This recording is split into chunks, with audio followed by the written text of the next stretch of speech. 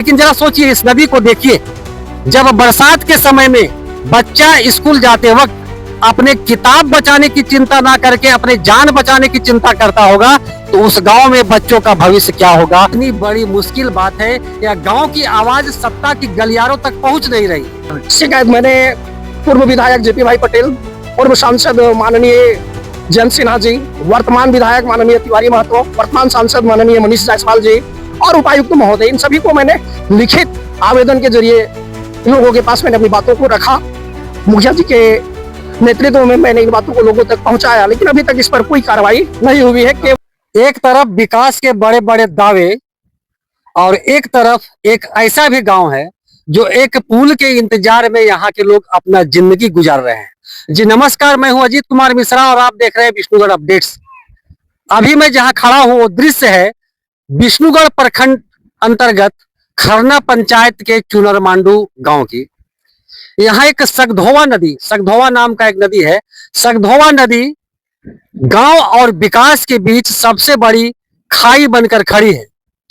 यह नदी देखने में आपको शांत लग रहा है, लेकिन बरसात के दिनों में उतने ही उफान पर रहती है नदियां, और उस समय यहाँ के गांव वालों का जिंदगी जो है एक तरह से कैद बन जाता है।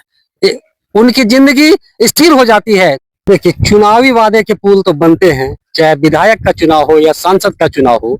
यहाँ जितने भी उम्मीदवार आते हैं सब वादे का पुल बनाते हैं, लेकिन अफसोस इस बात की है कि आज तक इस गांव में सगधोवा नदी में पुल नहीं बन पाया है।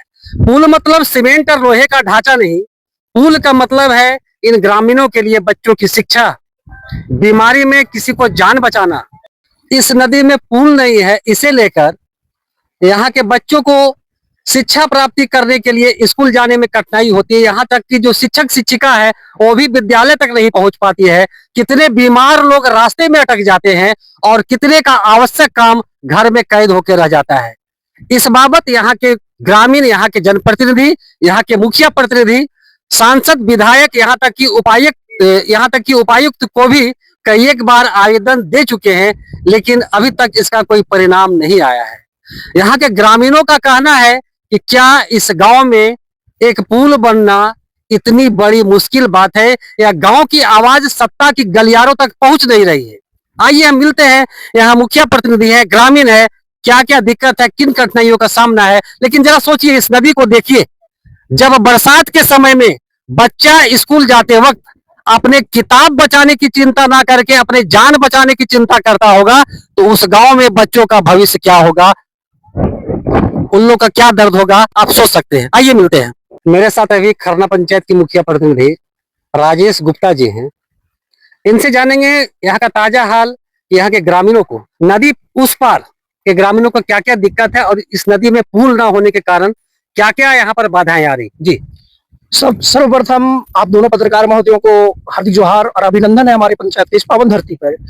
आप बड़े अफसोस के साथ कहना पड़ रहा है कि इस पुल निर्माण को लेकर लगभग 3 दशक से लोग आंदोलनरत हैं, बार बार प्रयासरत हैं। लेकिन ये 5 वर्षों में 2022 में जब मेरी मां मुखिया चुनकर आई, उसके बाद से मैंने सैकड़ों बार इस पुल निर्माण को लेकर जगह जगह पर लिखित रूप से, मौखिक रूप से हमेशा अपने ऊपर के जनप्रतिनिधियों के पास बात रखा, लेकिन कहीं कोई सुनवाई नहीं हुआ। फिर मैंने हर एक बार प्रत्येक लगभग महीना 2 महीना में उपायुक्त महोदय से जाकर के मिलना, आवेदन देना, लेकिन फिर भी किसी भी तरह का कार्रवाई नहीं हो पाया। क्योंकि डीएमएफ के मत से जब हम लोग पुल निर्माण की बात रखते हैं तो वहां पे एक आड़े आ जाता है कि नहीं, आपका जो है सो खनिज से प्रभावित एरिया नहीं है, इसलिए उसमें ये काम नहीं हो पाएगा। हर बार कोई ना कोई बहाना बना दिया जाता है, जिससे हम लोगों को मायूसी ही हाथ लगती है। रही बात यहाँ की परेशानी की, तो आम जनता का जनजीवन पूरी तरह से बरसात के दिनों में परेशान हो जाते हैं। जब गर्मी के दिनों में इस नदी में पानी बह रही है, तो बरसात के समय में सोच सकते हैं कि क्या हाल रहता होगा। तो बरसात के दिनों में ये नदी उफान पर होती है, तो कई बार लोगों का गाड़ी, जैसे अगर बाइक से आ रहे हैं तो बाइक बह जाता है। बीमार की कंडीशन में लोग यहाँ से इलाज करवाने के लिए कहीं नहीं जा पाते हैं। और सबसे ज्यादा मुश्किल अवस्था तब आ जाता है जब कोई प्रसव का दर्द हो, महिला प्रसव की दर्द में कराह रही हो और वो हॉस्पिटल नहीं जा पाती है। बच्चों का पठन पाठन पूर्णतः बाधित होता है। बच्चे जो है विद्यालय, जैसे यहाँ प्राइमरी स्कूल है 1 to 5 का।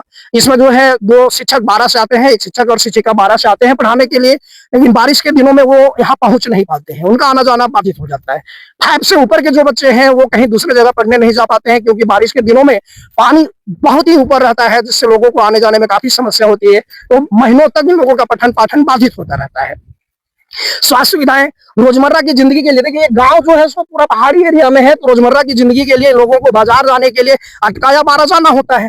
फिर बारिश के दिनों में अगर ये नदी, अगर बारिश नहीं है, नदी में पानी कम है, ये लोग उस पार चले गए, तुरंत अगर बारिश हो गया, पानी बढ़ गया, तो फिर ये लोग अपने घर आने के लिए सोचते हैं।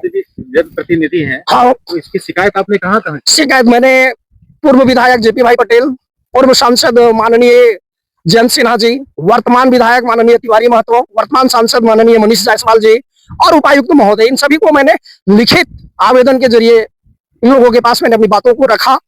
मुखिया जी के नेतृत्व में मैंने इन बातों को लोगों तक पहुंचाया, लेकिन अभी तक इस पर कोई कार्रवाई नहीं हुई है। केवल आश्वासन मिला है, केवल आश्वासन मिला है। पूर्व विधायक के द्वारा भी बार बार हमें आश्वासन दिया गया, वर्तमान विधायक भी बोल रहे हैं।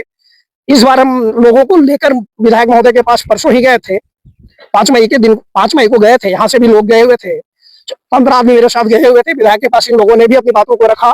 विधायक महोदय ने लोगों को भी आश्वासन दिया कि अगर मांडू विधानसभा में अगर कोई काम होगा तो पहला पुल आपका पुल कर दिया जाएगा। तो लोग आश्वस्त हैं, लेकिन देखिए क्या होता है, ये काम हम लोगों का हो पाता है या फिर हम आश्वासन में ही रहते हैं। ये पीड़ा है, केवल आश्वासन पे आश्वासन हम लोगों को मिल रहा है। हम चाहते हैं कि इस बार हमारा काम हो जाए। बस यही आपके मीडिया चैनल के माध्यम से मैं अपनी बातों को शासन, प्रशासन, कार्यपालिका, अस्थायी कार्यपालिका सभी के पास में पहुंचाना चाहता हूं, ताकि लोगों को इस समस्या से समाधान हो सके, लोगों को इस समस्या से निजात मिल सके और इन लोगों का जो जनजीवन है वो सामान्य हो सके। बरसात में नदी भर जाए, हम सब बहुत लागू ही बचपन कोई ना जा पारो थी पढ़े लुकार, यह कर रह जाती छका जाती सा 2 चक्का से आओ तो 2 चक्के ले ले बह जाती, फिर ना निकलो पारी, बहते चल जाएगी, फिर आओ का आदमी रस्सी लेके तो फिर छाक के निकालो थी, मोबाइल बह जाए, आदमी बह जाए, फिर आनो थी पकड़ के छाक के तब निकलो ये। अच्छा, जब कोई जनप्रतिनिधि लोग आता है, जैसे वोट मांगने के लिए आता है, कोई चुनाव जब आता है, तो वो लोग क्या आपसे वादा करके जाते हैं?